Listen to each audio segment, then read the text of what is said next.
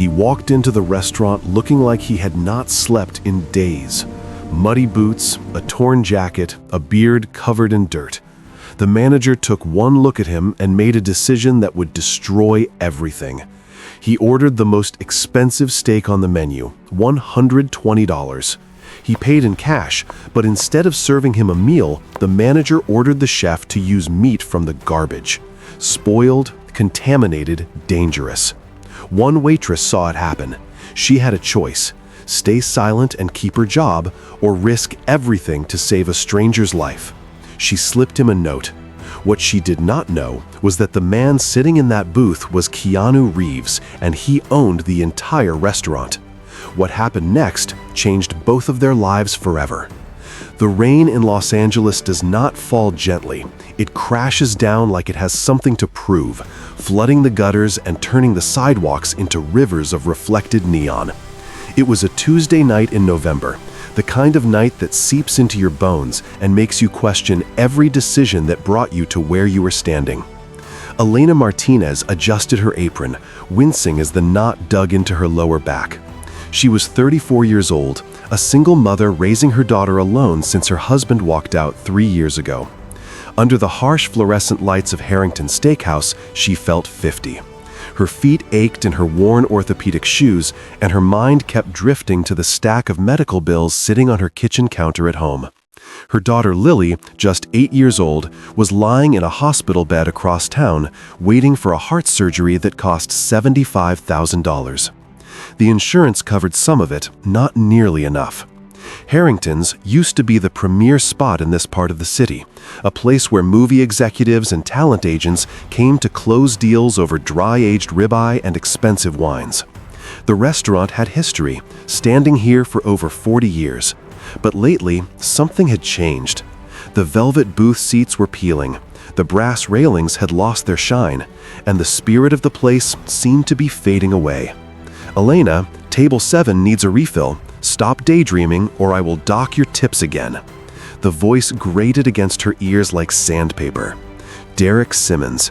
He had taken over Harrington's 8 months ago after the previous management company sold their stake to some anonymous investor. Nobody knew who actually owned the place now. All they knew was that Derek treated the staff like they were disposable and the customers like inconveniences. "I am on it, Derek," Elena said, keeping her voice level. She could not afford to lose this job. Not now. Not with Lily's surgery scheduled for next month and no one else to help pay the bills. She grabbed the water pitcher and forced a smile onto her face as she moved through the dining room. It was mostly empty tonight. The rain had kept people home. A couple of tourists sat near the window arguing over a map. A regular named Mr. Henderson was nursing his usual scotch at the bar. It was the kind of slow night that made the minutes feel like hours. Then the heavy oak door creaked open. A gust of wind blew in, carrying the scent of wet asphalt and exhaust fumes. The man who stepped inside looked like he had been through a war with the weather. He was tall, but he hunched his shoulders as if expecting a blow. He wore a heavy canvas jacket that was frayed at the cuffs and darkened with water. His jeans were mud-splattered, and his boots left wet prints on the polished floor. A dark beanie was pulled low over his forehead, and a thick, unkempt beard obscured most of his face. There was something about him that suggested he had just come from somewhere demanding, somewhere that did not care about appearances. "Elena, table 7 needs a refill. Stop daydreaming, or I will dock your tips again." The voice grated against her ears like sandpaper. Derek Simmons. He had taken over Harrington's 8 months ago after the previous management company sold their stake to some anonymous investor. Nobody knew who actually owned the place now. All they knew was that Derek treated the staff like they were disposable and the customers like inconveniences. "I am on it, Derek," Elena said, keeping her voice level. She could not afford to lose this job. Not now. Not with Lily's surgery scheduled for next month and no one else to help pay the bills. She grabbed the water pitcher and forced a smile onto her face as she moved through the dining room. It was mostly empty tonight. The rain had kept people home. A couple of tourists sat near the window arguing over a map. A regular named Mr. Henderson was nursing his usual scotch at the bar. It was the kind of slow night that made the minutes feel like hours. Then the heavy oak door creaked open. A gust of wind blew in, carrying the scent of wet asphalt and exhaust fumes. The man who stepped inside looked like he had been through a war with the weather. He was tall, but he hunched his shoulders as if expecting a blow. He wore a heavy canvas jacket that was frayed at the cuffs and darkened with water. His jeans were mud-splattered, and his boots left wet prints on the polished floor. A dark beanie was pulled low over his forehead, and a thick, unkempt beard obscured most of his face. There was something about him that suggested he had just come from somewhere demanding, somewhere that did not care about appearances. Perhaps a long day of physical work, or hours spent outdoors in conditions that left no room for vanity. He stood on the welcome mat, dripping, looking around the restaurant with eyes that were startlingly sharp, a piercing, deep brown that seemed to take in everything at once. Elena paused near the service station.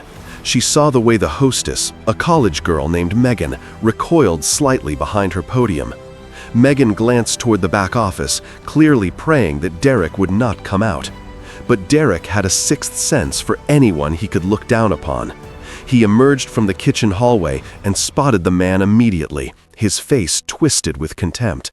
He marched toward the entrance, his polished shoes clicking aggressively on the hardwood floor. Hey, you!" Derek did not bother with a greeting. He planted himself in front of the stranger, blocking his path.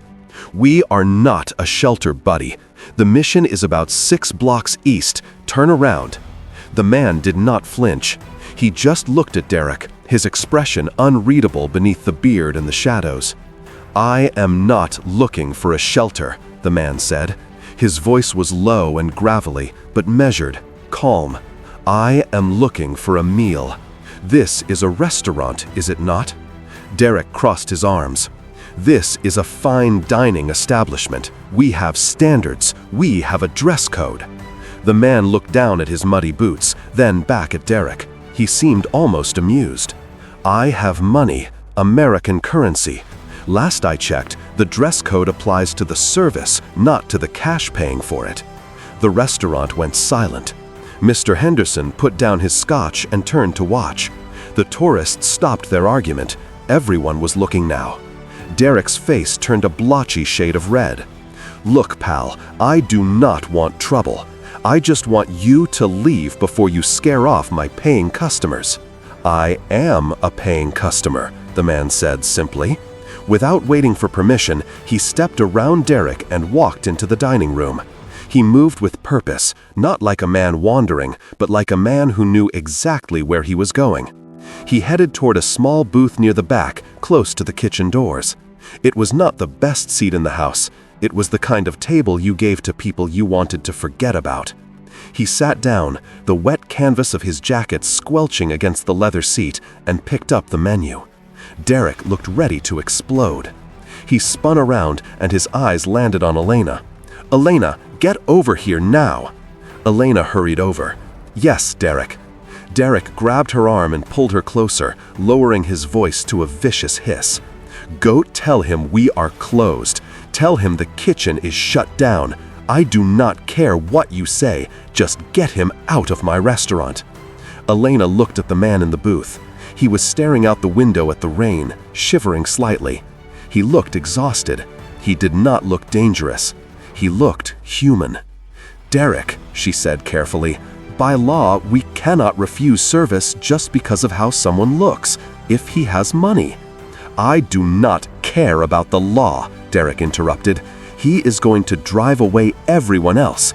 If you do not get him out of here, you can join him on the street." He leaned in closer, and his next words cut like a knife. "I know about your daughter, Elena. I know about those hospital bills. You need this job, so do what I tell you." Elena felt a cold spike of fear. Derek had overheard a phone call she made in the break room weeks ago, and he had been using it against her ever since. "I will handle it," she said quietly. She walked over to the booth. Up close, the man looked even more worn down. Dark circles under his eyes, rough, calloused hands resting on the table. But she noticed something else, too. Beneath the sleeve of his battered jacket, she caught a glimpse of a watch. It was simple, almost vintage-looking, but it was quality, the kind that cost real money. She also noticed his eyes more clearly now. They were kind, tired but kind. "I am sorry about the manager," Elena said softly, placing a menu in front of him. "He is having a difficult night." The man looked up at her, and one corner of his mouth twitched upward beneath the beard.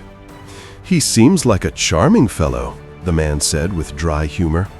"I am Keanu." The name tugged at something in her memory, but she pushed the thought aside. Lots of people were named Keanu. "Elena," she replied, managing a small smile. "Can I get you something warm to drink?" "Coffee. Coffee would be wonderful. Black, please." He opened the menu and scanned the pages. Elena watched nervously, glancing at Derek, who was watching from the bar like a hawk. When she turned back, Keanu's finger was on the top item of the right page, the expensive side. "I will have the ribeye," he said calmly. "The 20-ounce dry-aged medium rare with the truffle mashed potatoes and the grilled asparagus." Elena froze. That was $120 for the steak alone.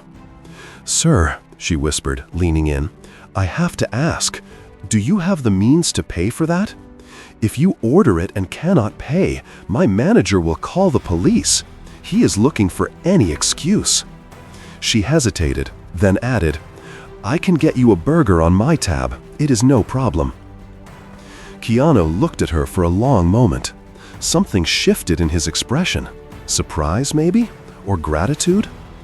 "I appreciate your concern, Elena," he said quietly. "Truly, that is very kind of you." He reached into the inside pocket of his jacket and pulled out a small money clip. He peeled off 2 bills, $100 and $50, and placed them on the table. "Will this cover it?" Elena stared at the money. It was real, crisp and dry, protected from the rain by his inner pocket. "Yes," she said, "this will cover it."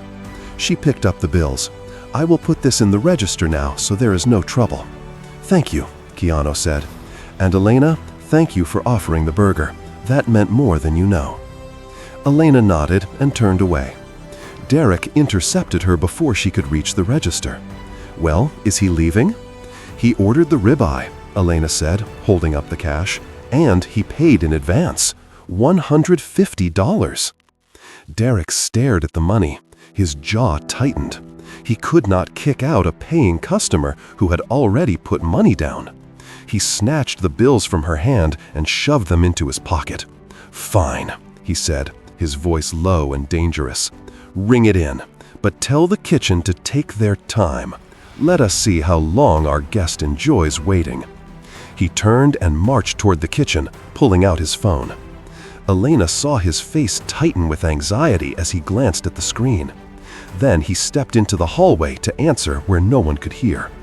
She stood there watching him go. Something was wrong with Derek beyond his usual cruelty. He was scared of something or someone. But that was not her concern right now. Her concern was the man in booth 6 trusting them to bring him a meal. He had paid good money. A man who had shown her kindness when he had no reason to. Elena took a deep breath and walked to the register. She had no idea that the man waiting patiently in that booth could buy this entire restaurant and the whole block around it. She had no idea that his mother had once stood exactly where Elena was standing now, wearing the same apron over 35 years ago. And she had no idea that her simple act of kindness was about to change both of their lives forever. The kitchen at Harrington's was a corridor of stainless steel and steam, smelling of garlic, seared fat, and the faint undertone of old dishwater. The walls were lined with scratched metal shelves. The floor was perpetually slick with grease, and the ventilation system groaned like it was on its last legs. But it was where the magic happened. Or at least it was where the magic used to happen. Tony Russo stood at the main station scraping down the grill with a wire brush. He was a stocky man in his late 40s with a thick mustache and forearms that told the story of 30 years in professional kitchens. He had 2 kids at home, a mortgage that never seemed to shrink, and a wife who worked double shifts at a nursing home across town. Tony was a good man. He took pride in his work. He believed that food was sacred, that every plate that left his kitchen was a promise to the person who would eat it. Tonight, that belief was about to be tested. The swing doors burst open and Derek Simmons strode in like he owned the place. He was holding the ticket that Elena had just printed, and his face was twisted with barely contained rage. Tony looked up from the grill. "What do you need, boss?" Derek slapped the ticket down on the stainless steel counter. "The ribeye, 20-ounce, medium rare for the homeless guy out there." Tony frowned. He had heard the commotion in the dining room. Word traveled fast in a restaurant, and by now every line cook and dishwasher knew that some poor guy who looked like he had been sleeping under a bridge had wandered in and ordered the most expensive item on the menu. "He paid?" Tony asked. Derek's eye twitched. "That is not the point." "If he paid, I will cook it," Tony said simply. He turned back to the grill, reaching for his tongs. "Money is money." "Hold it." Derek's voice cracked like a whip. Tony froze. He had heard that tone before. It never meant anything good. Derek walked slowly around the prep station, his eyes scanning the kitchen. His gaze landed on the waste area near the dishwasher station. There, sitting on a tray next to the garbage bin, was a ribeye steak that had been returned earlier that evening. A customer had complained it was overcooked, and Tony had set it aside to be thrown out. That was over 3 hours ago. The meat had been sitting at room temperature ever since. It was starting to turn gray at the edges, and if you got close enough, you could detect a faint sour smell beginning to develop. Derek pointed at the rejected steak. "Use that one." Tony stared at him. "Excuse me?" "You heard me," Derek said, a thin smile spreading across his face. "Use the return steak." "Boss, that is garbage." Tony's voice was tight with disbelief. "It has been sitting at room temp for over 3 hours. I cannot serve that. It is a health code violation. The bacteria alone could make someone seriously ill. We are talking food poisoning. We are talking potential hospitalization." Derek laughed. It was not a pleasant sound. "Look at him," Derek said, jerking his thumb toward the dining room. "He is a street rat. His stomach is probably lined with steel from eating out of dumpsters. This is 5-star dining compared to what he is used to. I am not wasting a $120 cut of prime beef on some vagrant who probably stole that cash." Tony shook his head. "No, I am not doing this. This is wrong." Derek stepped closer. His smile disappeared, replaced by something cold. "You have 2 kids, right, Tony?" Derek's voice dropped to a near whisper. "Little ones, 8 and 10. And your wife works at that nursing home on Grace Hill. Good jobs are hard to find in this economy, especially for people your age." Tony felt his blood run cold. "Are you threatening me?" "I am giving you a reality check," Derek said. "You do what I tell you, or you are out on the street by morning, and I will make sure you never work in another kitchen in Los Angeles. One phone call from me and your career is over. Your mortgage goes unpaid, your kids do not eat. Is that what you want?" Tony's hands were trembling. He looked at the spoiled steak, then back at Derek. His mind was racing. He thought about his children. He thought about the bills piled up on his kitchen table. He thought about how long it had taken him to find this job. He was a good man, but he was also a desperate man. "Boss, please," Tony said, his voice barely above a whisper. "This could kill someone." "Then cook it well done," Derek snapped. "Burn it enough to hide the color. Drown it in garlic butter and chimichurri. The smell will cover everything. He will never know the difference." Derek turned to leave, then paused at the kitchen doors. If this steak is not on a plate in 15 minutes, you are fired, and I will personally make sure your family feels every consequence." He pushed through the doors and was gone. Tony stood alone in the kitchen, staring at the gray, slightly rancid piece of meat. His hands would not stop shaking. He had been in this industry for 3 decades. He had never been asked to do something like this. But Derek's threats echoed in his mind. His kids, his wife, his mortgage, everything he had worked for. "God forgive me," Tony whispered. He reached for the spoiled steak. Elena had just finished refilling Mr. Henderson's scotch when she noticed Derek emerge from the kitchen. He was smoothing down his tie, and there was a satisfied smirk on his face that made her stomach turn. She glanced toward booth 6. Keanu was still sitting there, staring out the window at the rain. He had taken off his beanie, revealing a head of thick, dark hair streaked with gray. Even from across the room, she could see that he was shivering slightly. The man was clearly exhausted, hungry. He was trusting them to take care of him. Something felt wrong. Elena set down the scotch bottle and walked toward the kitchen. She did not have a reason to go back there. Her tables were covered, but something was pulling her. Some instinct she could not name. She pushed through the swing doors just enough to peer inside. What she saw made her heart stop. Tony was standing at the grill, his back to her. In his hand was a piece of meat that looked gray and discolored. He was staring at it like it was a loaded gun. And then she heard his voice, barely audible over the hum of the ventilation system. "I am sorry. I am so sorry." He placed the steak on the grill. The sizzle that followed was sharp and immediate, but there was something else underneath it, a faint sourness in the air that did not belong. Elena knew that smell. Every server who had worked in restaurants long enough knew that smell. It was the smell of meat that had turned. Her hand flew to her mouth. She stumbled backward, and her elbow caught the edge of a metal shelf. A pot lid clattered to the floor with a deafening crash. Tony spun around, his eyes wide with panic. When he saw Elena standing in the doorway, his face crumpled. "Elena, I can explain." But before he could say another word, the door swung open behind her. Derek! He must have heard the noise from the hallway. He looked at Elena, then at Tony, then back at Elena. His eyes narrowed. "What are you doing back here?" Elena's mind was racing.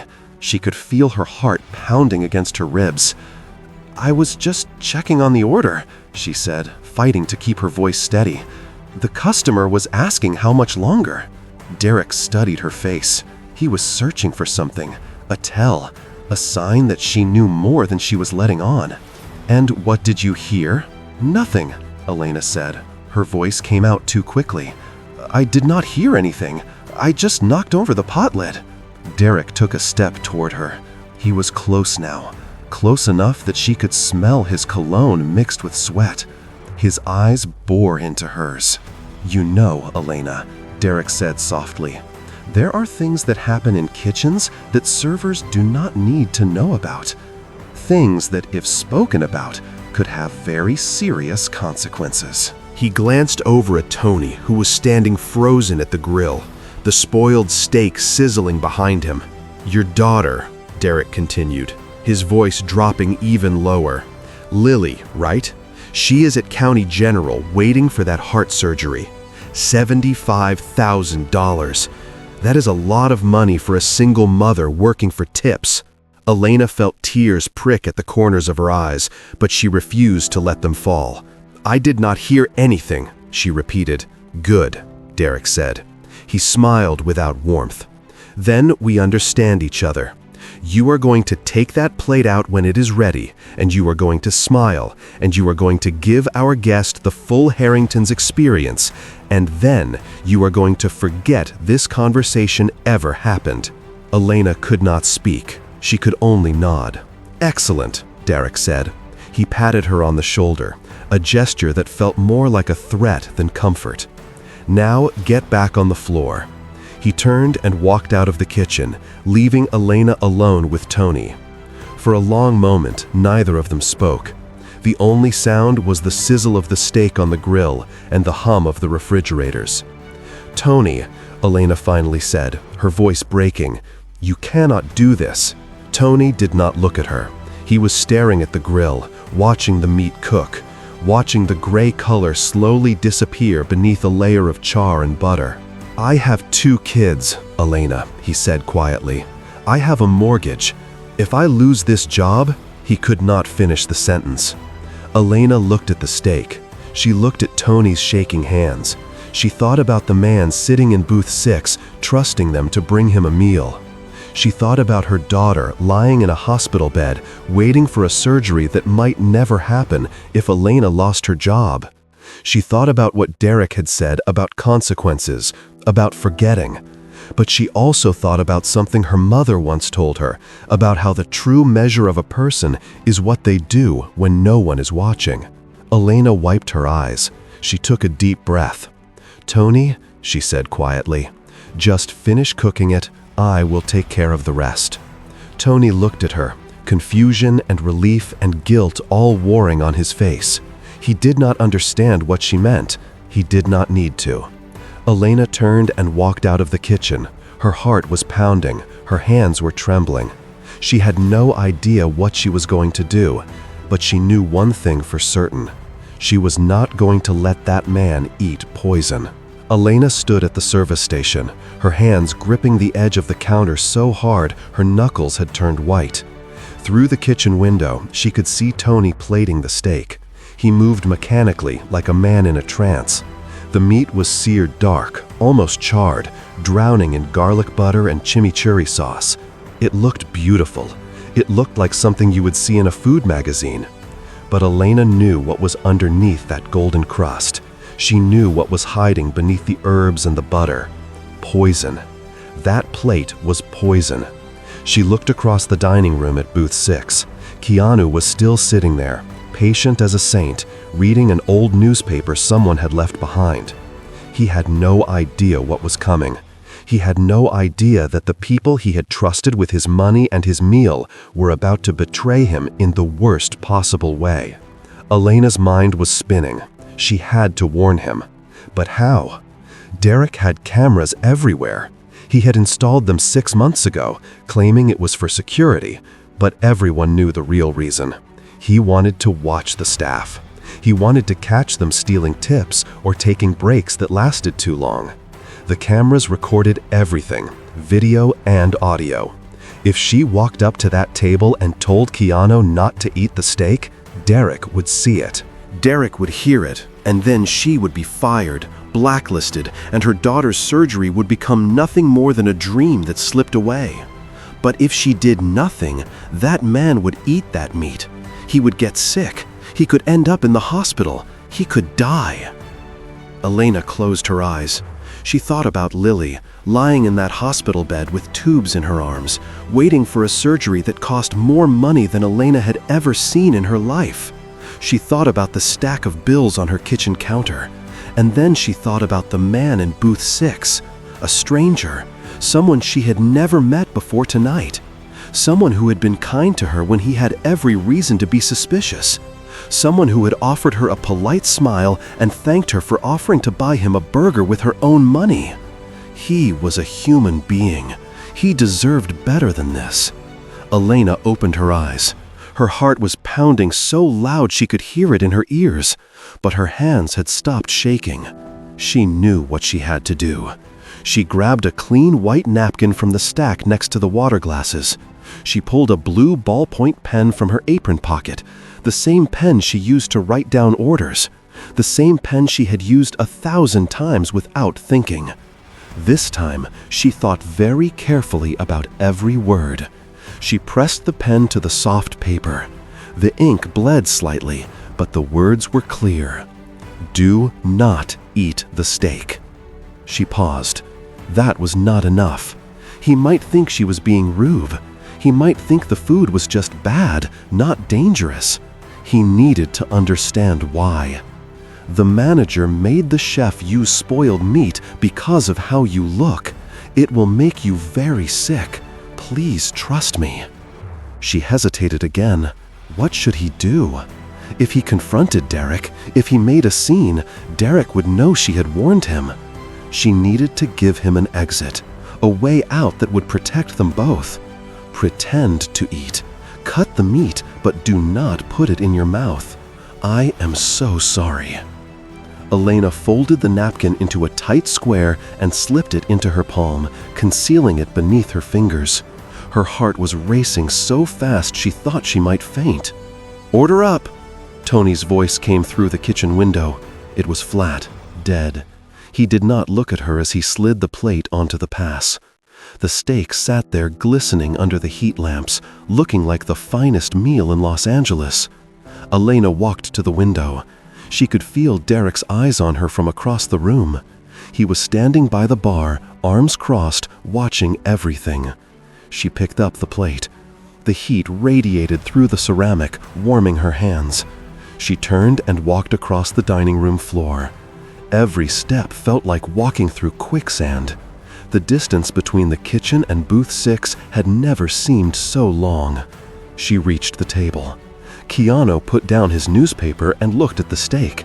His eyes widened slightly, and for a moment, Elena saw a genuine appreciation on his face. "That looks incredible," he said. "My compliments to the chef." The words hit Elena like a punch to the stomach. She forced herself to smile.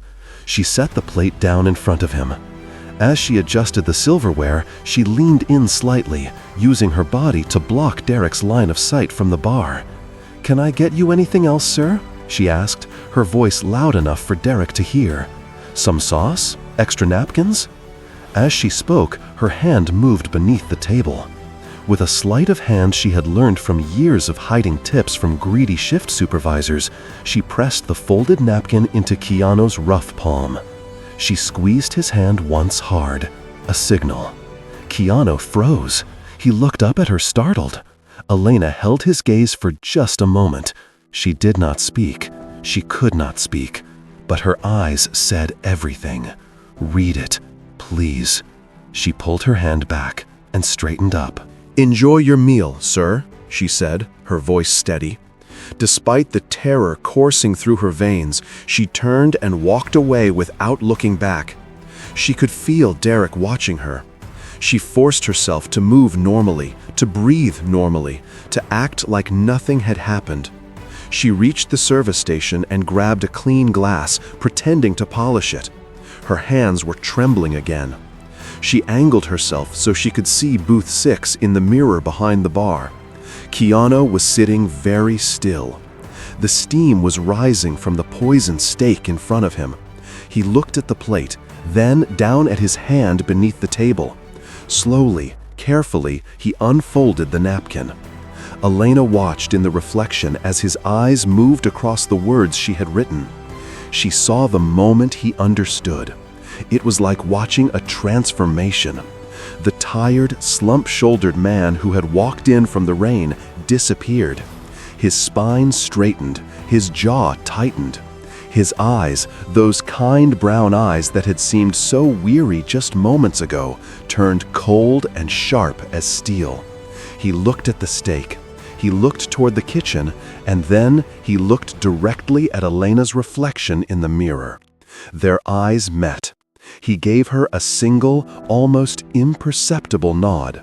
Elena let out a breath she did not realize she had been holding.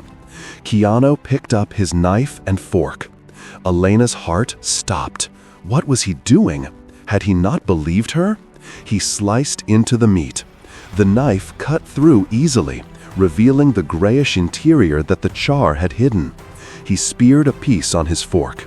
He lifted it toward his mouth. Elena wanted to scream. She wanted to run across the room and knock the fork out of his hand. But Keanu stopped. The fork hovered inches from his lips. He held it there for a long moment, as if considering. Then, slowly, deliberately, he lowered the fork and rested it on the edge of the plate. He picked up his coffee cup instead and took a long sip. Then he reached into the inside pocket of his battered canvas jacket and pulled out something that made Elena's breath catch in her throat. A phone, but not just any phone. It was a brand new smartphone, sleek and expensive, the kind that cost more than Elena made in a month. It looked completely out of place in the hands of a man who appeared to be homeless. Derek noticed it too.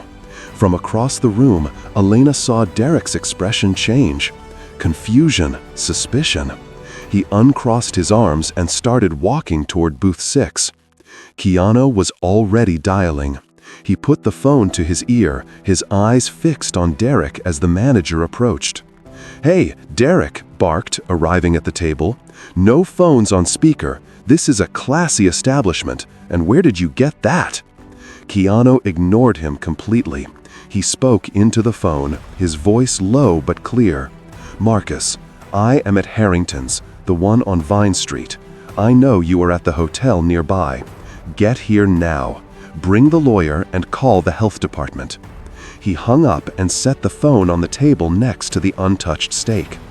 Derek stared at the phone, then at Keanu. His face was cycling through emotions, confusion, anger, the first flickers of fear. "Who the hell are you?" Derek demanded. "Who are you talking to?" Keanu did not answer immediately. Instead, he reached up and pulled off the dark beanie that had been covering his head. He ran a hand through his thick, dark hair, pushing it back from his face. Then he used a napkin to wipe some of the grime from his cheeks. The dirt came off. It was real dirt, the kind that accumulates after a long day of shooting action scenes outdoors on a film set. But beneath it, his face was unmistakable. Derek's face went pale. The beard was real, neatly groomed beneath the grime. The exhaustion in his eyes was real too. He looked at the steak. He looked toward the kitchen. And then he looked directly at Elena's reflection in the mirror. Their eyes met. He gave her a single, almost imperceptible nod. Elena let out a breath she did not realize she had been holding. Keanu picked up his knife and fork. Elena's heart stopped. What was he doing? Had he not believed her? He sliced into the meat. The knife cut through easily, revealing the grayish interior that the char had hidden. He speared a piece on his fork. He lifted it toward his mouth. Elena wanted to scream. She wanted to run across the room and knock the fork out of his hand. But Keanu stopped. The fork hovered inches from his lips. He held it there for a long moment, as if considering. Then, slowly, deliberately, he lowered the fork and rested it on the edge of the plate. He picked up his coffee cup instead and took a long sip. Then he reached into the inside pocket of his battered canvas jacket and pulled out something that made Elena's breath catch in her throat. A phone, but not just any phone. It was a brand new smartphone, sleek and expensive, the kind that cost more than Elena made in a month. It looked completely out of place in the hands of a man who appeared to be homeless. Derek noticed it too. From across the room, Elena saw Derek's expression change. Confusion, suspicion. He uncrossed his arms and started walking toward booth 6. Keanu was already dialing. He put the phone to his ear, his eyes fixed on Derek as the manager approached. "Hey, Derek," barked, arriving at the table. "No phones on speaker. This is a classy establishment. And where did you get that?" Keanu ignored him completely. He spoke into the phone, his voice low but clear. "Marcus, I am at Harrington's, the one on Vine Street. I know you are at the hotel nearby. Get here now. Bring the lawyer and call the health department." He hung up and set the phone on the table next to the untouched steak. Derek stared at the phone, then at Keanu. His face was cycling through emotions, confusion, anger, the first flickers of fear. "Who the hell are you?" Derek demanded. "Who are you talking to?" Keanu did not answer immediately. Instead, he reached up and pulled off the dark beanie that had been covering his head. He ran a hand through his thick, dark hair, pushing it back from his face. Then he used a napkin to wipe some of the grime from his cheeks. The dirt came off. It was real dirt, the kind that accumulates after a long day of shooting action scenes outdoors on a film set. But beneath it, his face was unmistakable. Derek's face went pale. The beard was real, neatly groomed beneath the grime. The exhaustion in his eyes was real too. But it was the exhaustion of a long day of work, not the exhaustion of living on the streets. And as the last of the dirt came away, as the man's face became fully visible in the warm light of the restaurant, Elena felt the floor tilt beneath her feet. She knew that face. Everyone in America knew that face. It had been on movie posters and magazine covers for decades. It belonged to one of the most famous actors in Hollywood, a man known not just for his films, but for his kindness, his humility, his generosity. Derek recognized him too. The color drained from his face completely. His mouth opened and closed like a fish gasping for air. You are... Keanu Reeves stood up from the booth. He rose to his full height, no longer hunching, no longer pretending. He looked at Derek with an expression that was calm but cold. "Yes," Keanu said quietly, "I am. And I am also the person who bought this restaurant 18 months ago. The anonymous investor your company reports to. That is me." The words landed like a bomb in the middle of the dining room. The tourists stopped talking. Mr. Henderson nearly dropped his scotch. Megan, the hostess, covered her mouth with both hands. Derek stumbled backward, knocking into an empty chair. "That is impossible," he stammered. "The owner is some corporation, nobody knows who." His voice trailed off as the truth settled over him. "My mother worked here," Keanu said, his voice steady. 35 years ago, when I was just a kid and we had nothing. She was a waitress, just like Elena. She stood where Elena stands now.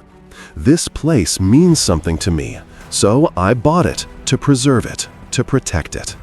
He paused, letting the words sink in. "And tonight, I came to see how my investment was being managed. I wanted to see how the staff treats people when they think no one important is watching." Derek was shaking now. Sweat was beading on his forehead. "Mr. Reeves," he said, his voice cracking. "Sir, please, this is all a misunderstanding. I can explain everything." "Save it," Keanu said, cutting him off. "We will talk when my lawyer gets here." As if on cue, the front door of the restaurant opened. Two men in expensive suits walked in, their faces grim and professional. Behind them came a third man carrying a silver case. The first man, tall with graying hair, walked directly to Keanu. "We came as fast as we could," the man said. "We were just finishing dinner at the hotel down the street." "Thank you, Marcus," Keanu said. He gestured toward the plate of untouched steak. "I need that tested, and I need statements from everyone who works here tonight." Marcus nodded and signaled to the man with the silver case. Derek looked at the suited men. He looked at Keanu. He looked at the plate of poisoned steak sitting on the table. And for the first time all night, the bully who had terrorized everyone in this restaurant realized that the tables had completely turned. The silence in Harrington Steakhouse was heavier than the storm that had been raging outside all night. The rain had finally stopped, but inside the restaurant, a different kind of tempest was brewing. Marcus, the tall man with graying hair, had taken charge immediately upon arrival. He directed the third man, a specialist in a crisp white shirt, toward the table where the untouched steak sat cooling on its plate. The specialist opened his silver case, revealing an array of testing equipment, swabs, vials, and electronic devices that looked like they belonged in a hospital laboratory. Everyone watched in tense silence as the specialist cut a small sample from the center of the meat. Even from several feet away, Elena could see what the char and the butter had been hiding. The interior of the steak was gray, almost greenish in places. It did not look like food. It looked like something that should have been thrown away hours ago, which, of course, it should have been. The specialist ran several tests. He swabbed the meat, he checked temperatures, he examined the sample under a small portable microscope. The whole process took less than 10 minutes, but it felt like hours. Finally, he looked up at Keanu. "Significant bacterial contamination," the specialist reported, his voice clinical and precise. "The meat has been at room temperature for at least 3 hours, possibly longer. Staphylococcus aureus is present at dangerous levels.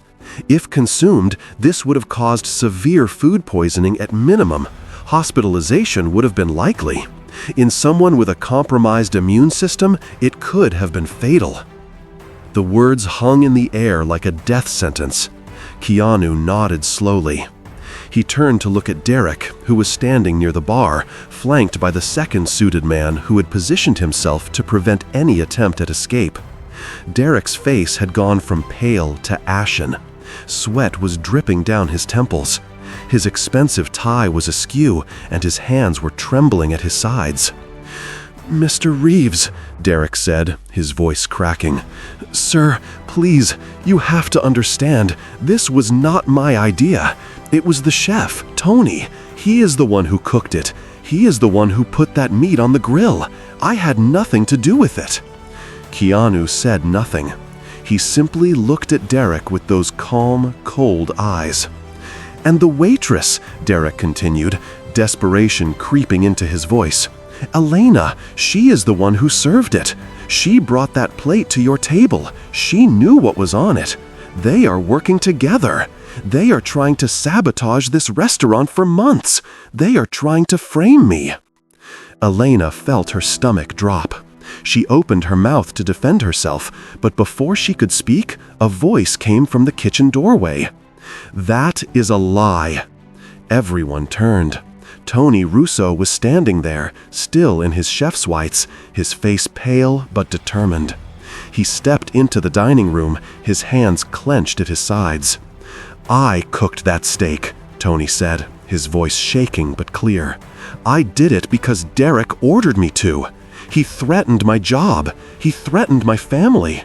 He told me if I did not use that spoiled meat, he would make sure I never worked in another kitchen again." Tony looked at Elena, then at Keanu. "Elena had nothing to do with it," Tony continued. "She tried to stop me. She begged me not to do it. And then she warned you. She risked everything to warn you. If anyone is innocent in this room, it is her." Derek's face contorted with rage. "You are lying," he screamed. "You are both lying. This is a conspiracy. You are all against me." Keanu held up his hand, and the room fell silent. Slowly, deliberately, he reached into the pocket of his canvas jacket and pulled out a crumpled piece of white paper. The napkin. Elena's napkin. The one she had pressed into his hand less than an hour ago.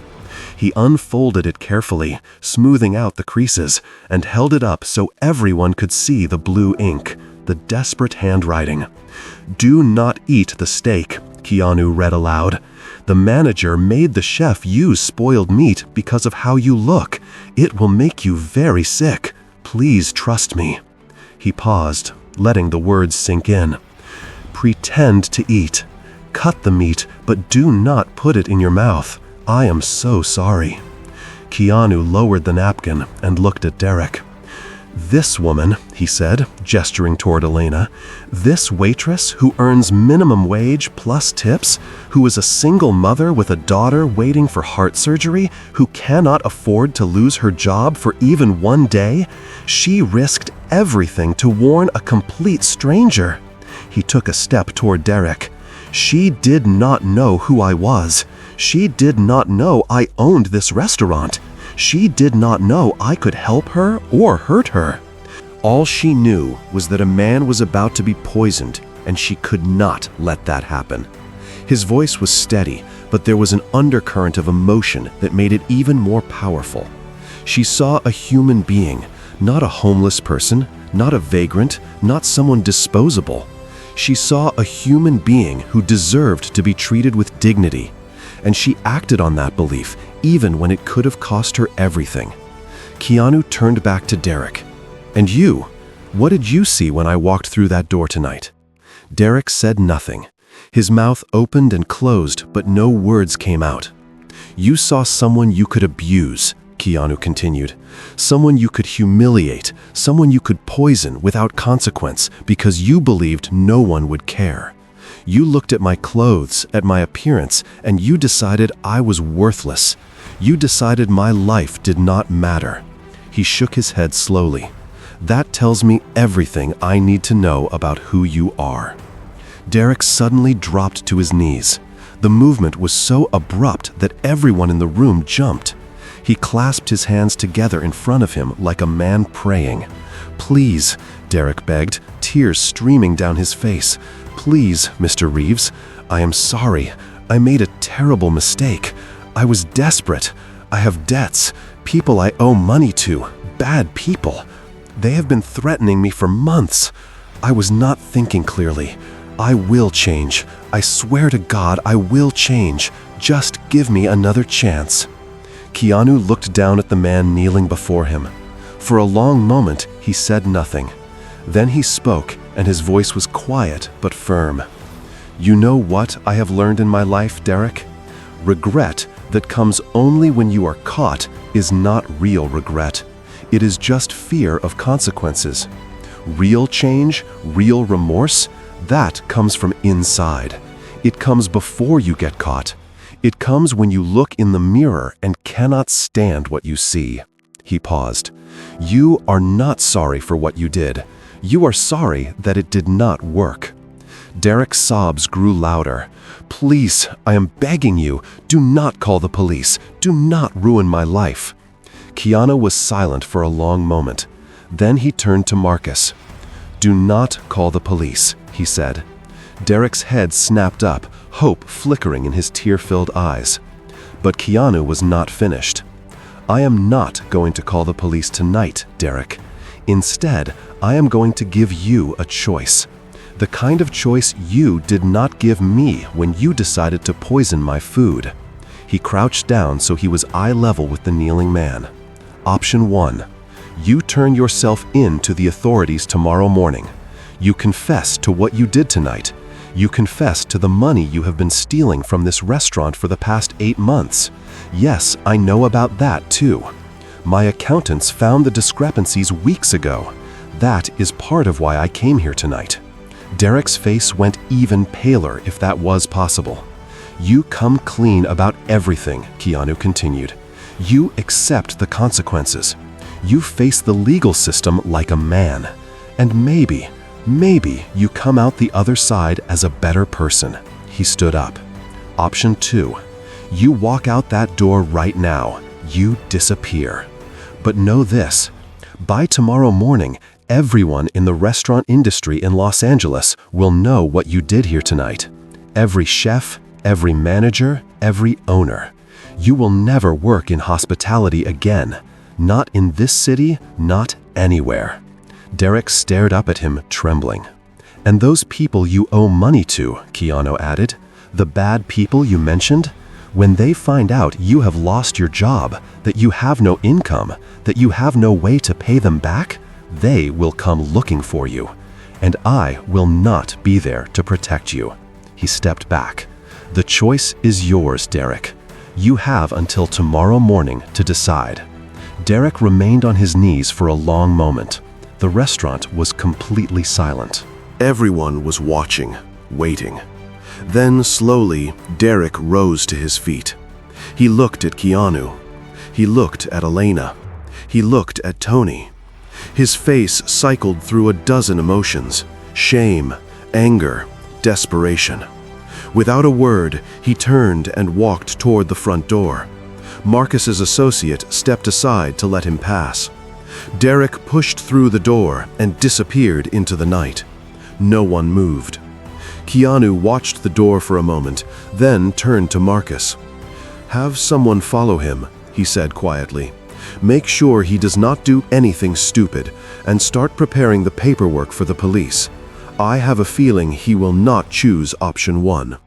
Marcus nodded and stepped away to make a phone call. Keanu turned to the remaining staff. Tony was still standing near the kitchen doorway. Megan, the hostess, was clutching the podium like it was the only thing keeping her upright. Mr. Henderson had finally put down his scotch and was watching with the expression of a man who had just witnessed something he would never forget. And Elena. Elena was standing by the service station, tears streaming silently down her face. Keanu walked over to her. "Elena," he said gently, "are you all right?" She tried to speak, but no words would come. She just shook her head, overwhelmed. Keanu reached out and placed a hand on her shoulder.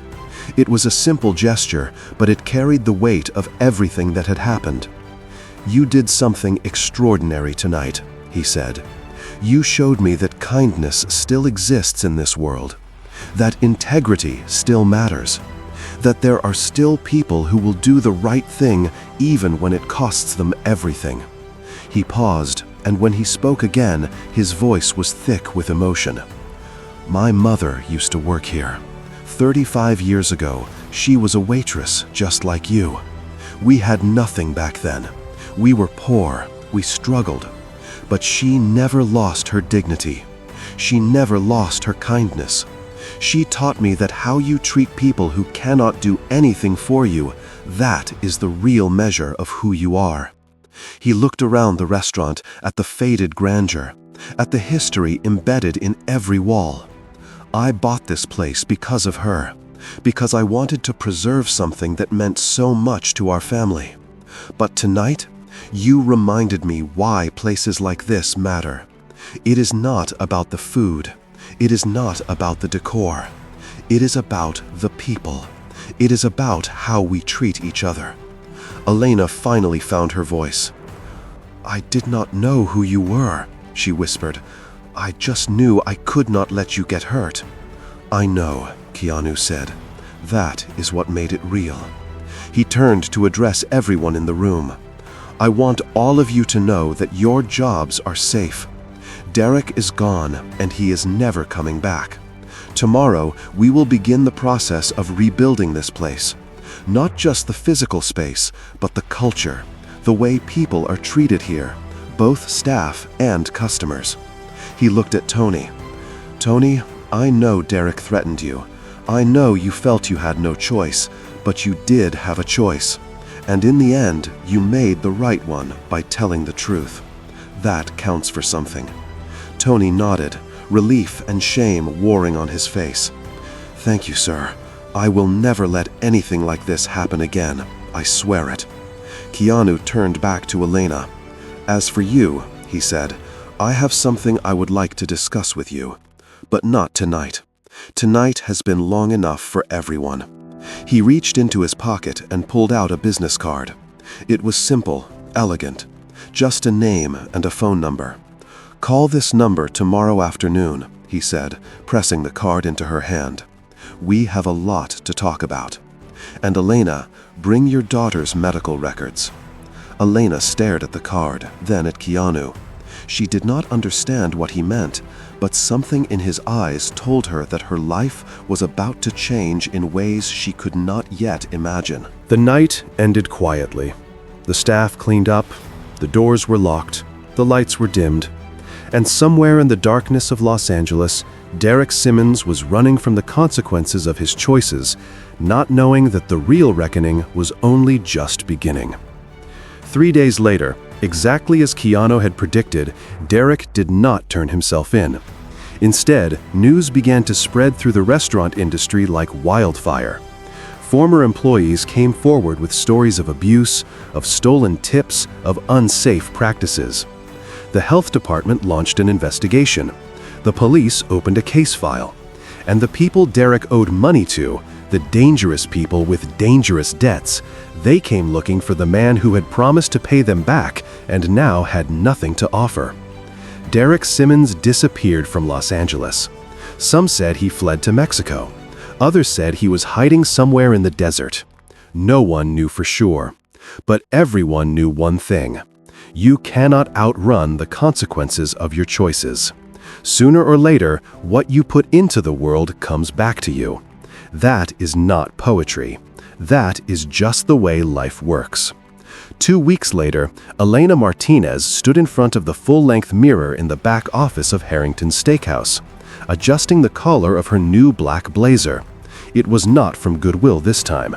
It was tailored, fitted perfectly to her shoulders, made from fabric that felt like nothing she had ever worn before. The woman staring back at her looked like a stranger, a confident stranger, a stranger who belonged here. The office itself was unrecognizable. Gone was the stale smell of Derek's cheap cologne. Gone were the cluttered papers and the grimy filing cabinets. In their place was a clean, organized workspace with fresh paint on the walls and a small vase of flowers on the desk. Her desk now. General Manager. The words still felt surreal every time she thought about them. When she had called the number on Keanu's business card the day after that terrible night, she had expected many things. A thank you, perhaps, a small bonus, maybe a promise of job security. What she had not expected was for Keanu Reeves himself to answer the phone. "Elena," he had said, his voice warm and unhurried, as if he had all the time in the world. "How is Lily doing?" That simple question had broken something open inside her. She had started crying right there in her tiny apartment kitchen, with the morning sun streaming through the window and her daughter's medical bills spread across the table like a map of her fears. Keanu had listened. He had not rushed her. He had not offered empty platitudes. He had just listened. And then he had changed her life. "I want you to be the new general manager of Harrington's," he had said. Elena had nearly dropped the phone. "Mr. Reeves, I cannot run a restaurant. I do not have a degree. I do not know how to read financial statements or manage inventory or any of the things a manager needs to know." "Those things can be taught," Keanu had replied. "Marcus has already arranged for a business tutor to work with you 3 times a week.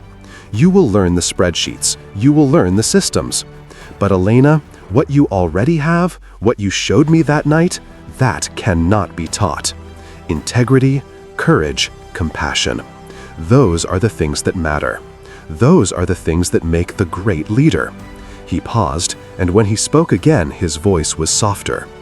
"My mother never had the chance to be more than a waitress. Not because she was not smart enough or capable enough, but because no one ever gave her an opportunity. I am giving you that opportunity, not as charity, not as a reward, but because you earned it. You proved who you are when everything was on the line." Elena had been speechless.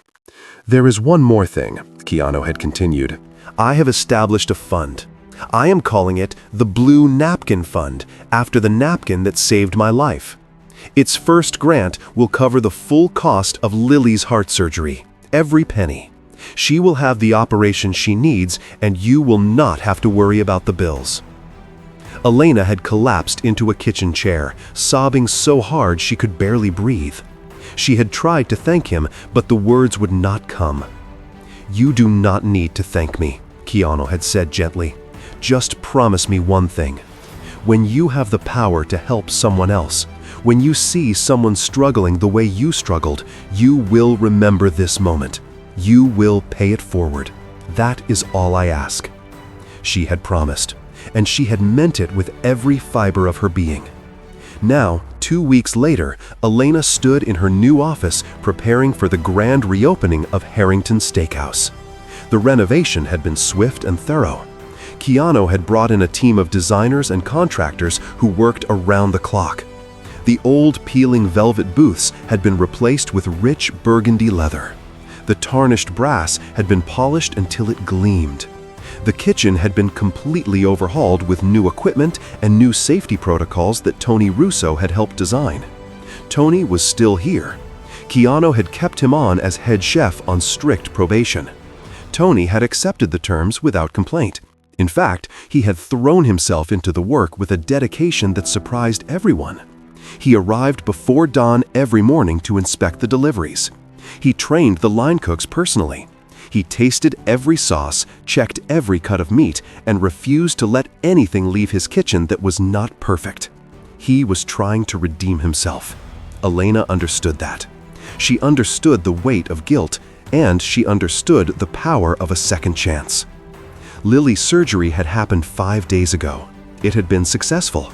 The doctor said she would make a full recovery. She was still in the hospital, resting and growing stronger every day. But the fear that had hung over Elena's life for so long was finally lifting. Her daughter was going to be okay. Elena wiped a tear from her eye and took a deep breath. Tonight was not about the past. Tonight was about the future. She walked out of the office and into the dining room. The restaurant was transformed. Crystal chandeliers cast warm light across the tables. Fresh flowers adorned every surface.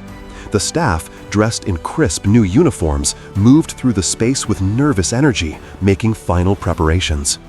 Megan was at the hostess stand, looking more confident than Elena had ever seen her. Mr. Henderson was already seated at his usual spot at the bar, nursing his first scotch of the evening and watching the preparations with an amused smile. "You clean up nice, boss," he said when Elena walked by. Elena laughed. It was the first real laugh she had allowed herself in weeks. "Thank you, Mr. Henderson. You are looking pretty sharp yourself." The old man winked. Wouldn't miss this for the world. At precisely 7 o'clock, the doors opened. The first wave of guests arrived. Word had spread about the incident, though the details had been kept vague to protect everyone involved. What people knew was that Harrington's had new management, a renovated space, and the backing of a famous and famously generous Hollywood star. The curiosity factor alone had filled the reservation book for months. Elena moved through the dining room like she had been doing it her whole life. She greeted guests. She checked on tables. She coordinated with the kitchen. She solved problems before they became crises. Every lesson she had learned in 10 years of waitressing came flooding back, amplified by a new confidence she had not known she possessed. The kitchen was running smoothly. Tony was in his element, calling out orders and conducting his team like an orchestra. The food that emerged from that kitchen was the best Harrington's had ever produced. Every plate was a work of art. Every bite was perfection. By 9 o'clock, the restaurant was full. The noise level was a happy roar of conversation and laughter and clinking glasses. Elena paused near the service station and allowed herself a moment to breathe. She had done it. They had all done it. That was when she noticed him. A man had just walked in through the front door. He was wearing a hooded sweatshirt pulled low over his face, and he was carrying a large plastic container tucked under his arm. He did not approach the hostess stand. He did not look around for a table. Instead, he stood just inside the entrance, scanning the room with quick, nervous eyes. Elena felt a chill run down her spine. She recognized that look. It was the look of someone who did not belong, someone who was not here for the food. She moved toward him slowly, keeping her expression calm. "Excuse me, sir. Can I help you?" The man flinched when she spoke. His eyes darted to her face, then away. He clutched the container tighter. "I am looking for Derek," he said. His voice was rough, agitated. "Derek Simmons. He owes me money, a lot of money. He said he worked here." Elena kept her voice steady. "Mr. Simmons no longer works at this restaurant. He left several weeks ago." The man's face twisted with anger. "Left? He ran? You mean he ran and left me holding the bag? Do you know what happens when someone does that to the people I work for? Sir, I am going to have to ask you to leave." The man laughed. It was not a pleasant sound. "Oh, I am leaving. But first, I am going to make sure this place never opens again. If Derek cannot pay what he owes, then everything he touched is going to suffer." He lifted the plastic container. Through the semi-transparent lid, Elena could see movement. Hundreds of tiny, dark shapes crawling over each other. Cockroaches. The container was full of cockroaches. Elena's blood ran cold. If those insects were released in the middle of the dining room, it would be a disaster. Health code violations, lawsuits, headlines. The restaurant would never recover. Everything they had worked for would be destroyed. The man's hand moved toward the lid. Elena did not think, she acted. She stepped forward, placing herself directly in front of him, blocking his path into the dining room. At the same time, she caught Megan's eye and gave a subtle nod toward the back where the security team Keanu had hired was stationed. "Sir," she said, her voice low but firm, "I understand you are upset. I understand someone wronged you. But the people in this restaurant tonight, the staff, the guests, they had nothing to do with what Derek did to you. They are innocent. Punishing them will not get you your money back. It will only create more victims." The man hesitated. His hand was still on the container lid, but he had not opened it yet. Elena pressed on. Derek made his choices. He is facing the consequences of those choices right now, wherever he is. But you still have a choice. You can walk out that door right now and no one has to know you were here. Or you can do something that will ruin lives, including your own.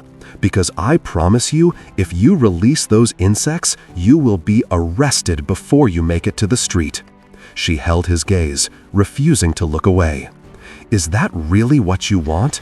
To destroy your own life because of someone else's mistakes? For a long, terrible moment, nothing happened. The man stared at her. Elena stared back. The noise of the restaurant continued around them, oblivious to the crisis unfolding at the entrance. Then, slowly, the man lowered the container. He looked at Elena with an expression she could not quite read. Confusion, maybe? Or something like respect. "You have got guts, lady," he muttered. Before Elena could respond, two members of the security team appeared on either side of him. They escorted him out quickly and quietly. The container still sealed, the crisis averted. Most of the guests had not even noticed anything was wrong. Elena let out a breath she had not realized she had been holding. Her legs felt weak, her hands were shaking. But she had done it. She had protected this place again. That was impressive. She turned around. Keanu Reeves was standing a few feet away, watching her with a small smile on his face. He was dressed in a perfectly tailored navy suit, a far cry from the battered canvas jacket he had worn the night they met. He looked every inch the movie star he was, but his eyes were the same, kind, warm, real. "Mr. Reeves," Elena said, startled, "I did not know you were here." "I came in through the back," Keanu said. "I wanted to see how things were going without making a fuss." He gestured toward the door where the man had been escorted out. "How did you know what to do?" Elena shook her head. "I did not know.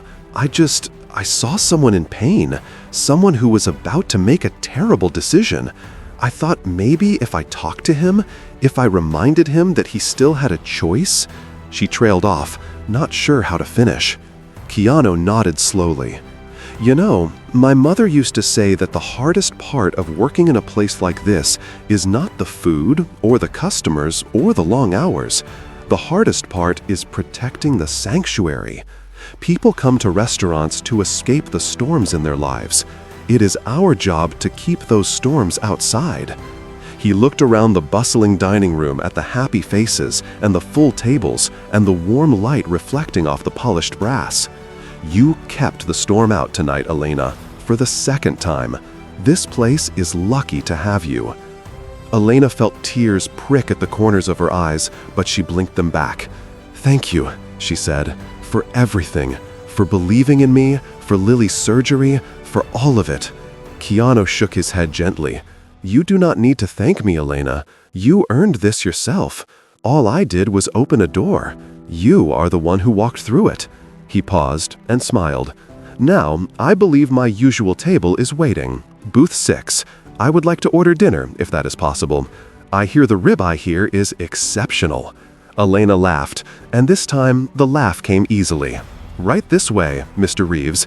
She led him through the dining room to booth 6, the same booth where everything had changed 2 weeks ago, the same booth where his mother had probably sat 35 years ago, dreaming of a better future for her son. As Keanu settled into his seat, Elena handed him a menu.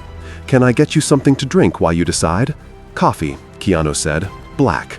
Elena smiled. She remembered, of course. She turned to walk away, but Keanu's voice stopped her. "Elena, one more thing." She turned back. Keanu reached into his jacket pocket and pulled out a small object. It was a picture frame, simple and elegant. Inside the frame was a piece of paper, a napkin, a crumpled white napkin with blue ink bleeding through it. The words still visible after all this time. "Do not eat the steak. I am having this framed for the restaurant," Keanu said. "I want it hung near the entrance where everyone can see it. Not because of what it says, but because of what it represents." He looked up at her, and his eyes were bright with emotion. "It represents the moment when someone chose kindness over fear, when someone decided that a stranger's life was worth more than their own security.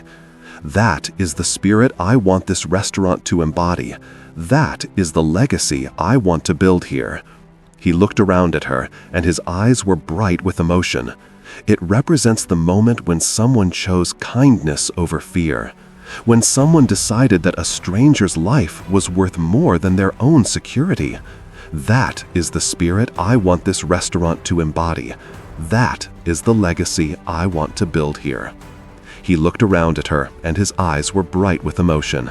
"Keanu," she said, startled, "I did not know you were here." "I came in through the back," Keanu said. "I wanted to see how things were going without making a fuss." He gestured toward the door where the man had been escorted out. "How did you know what to do?" Elena shook her head. "I did not know. I saw someone in pain, someone who was about to make a terrible decision. I thought maybe if I talked to him, if I reminded him that he still had a choice." She trailed off, not sure how to finish. Keanu nodded slowly. "You know, my mother used to say that the hardest part of working in a place like this is not the food or the customers or the long hours. The hardest part is protecting the sanctuary. People come to restaurants to escape the storms in their lives. It is our job to keep those storms outside." He looked around the bustling dining room at the happy faces and the full tables and the warm light reflecting off the polished brass. "You kept the storm out tonight, Elena, for the second time. This place is lucky to have you." Elena felt tears prick at the corners of her eyes, but she blinked them back. "Thank you," she said, "for everything. For believing in me, for Lily's surgery, for all of it." Keanu shook his head gently. "You do not need to thank me, Elena. You earned this yourself. All I did was open a door. You are the one who walked through it." He paused and smiled. "Now, I believe my usual table is waiting, booth 6. I would like to order dinner, if that is possible. I hear the ribeye here is exceptional." Elena laughed, and this time the laugh came easily. "Right this way, Mr. Reeves." She led him through the dining room to booth 6, the same booth where everything had changed 2 weeks ago, the same booth where his mother had probably sat 35 years ago, dreaming of a better future for her son. As Keanu settled into his seat, Elena handed him a menu. "Can I get you something to drink while you decide?" "Coffee," Keanu said. "Black." Elena smiled. She remembered, of course. She turned to walk away, but Keanu's voice stopped her. "Elena, one more thing." She turned back. Keanu reached into his jacket pocket and pulled out a small object. It was a picture frame, simple and elegant.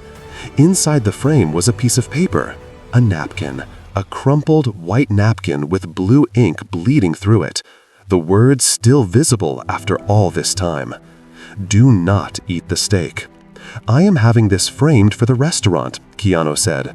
"I want it hung near the entrance where everyone can see it, not because of what it says, but because of what it represents." He looked up at her, and his eyes were bright with emotion. "It represents the moment when someone chose kindness over fear, when someone decided that a stranger's life was worth more than their own security. That is the spirit I want this restaurant to embody. That is the legacy I want to build here." Elena stared at the napkin, at the desperate words she had scrawled in a moment of terror and hope. She had never imagined those words would become something more, a symbol, a reminder, a legacy. Keanu raised his coffee cup in a small toast. Thank you, Elena, for reminding me that goodness still exists in this world. For showing me that one small act of courage can change everything. Elena raised her hand slightly, returning the gesture. Thank you, Mr. Reeves, for giving me a second chance. Keanu shook his head, that familiar, gentle smile on his face. You did not need a second chance, Elena. You earned your own with nothing but a napkin and a pen. You changed both of our lives. He took a sip of his coffee. Now go run your restaurant, General Manager. You have guests to take care of. Elena nodded. She turned and walked back into the bustling dining room. Her dining room. Ready to face whatever came next. Outside, the Los Angeles night was clear and calm. The storms had passed. And inside Harrington's Steakhouse, the warm light glowed through the windows, welcoming everyone who needed a place to belong. Sometimes, the things that change our lives are not grand gestures or dramatic moments. Sometimes, they are small choices. A decision to be kind when cruelty would have been easier. A willingness to risk everything for a stranger. A few words scrawled on a napkin that says simply, I see you. You matter. Elena Martinez had learned that lesson in the hardest possible way. And now, standing in the restaurant she helped save, watching the guests enjoy their meals, watching Tony create masterpieces in the kitchen, watching Keanu Reeves eat his steak in booth 6 with a contented smile, she understood something profound. Kindness is not weakness. Compassion is not naivety.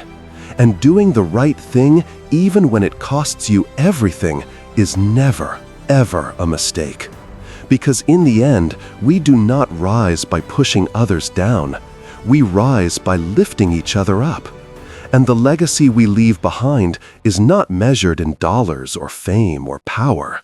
It is measured in the lives we touch, the hearts we heal, and the moments when we choose to be brave. Elena had made that choice on a rainy Tuesday night with nothing but a blue pen and a desperate hope. And it had changed everything.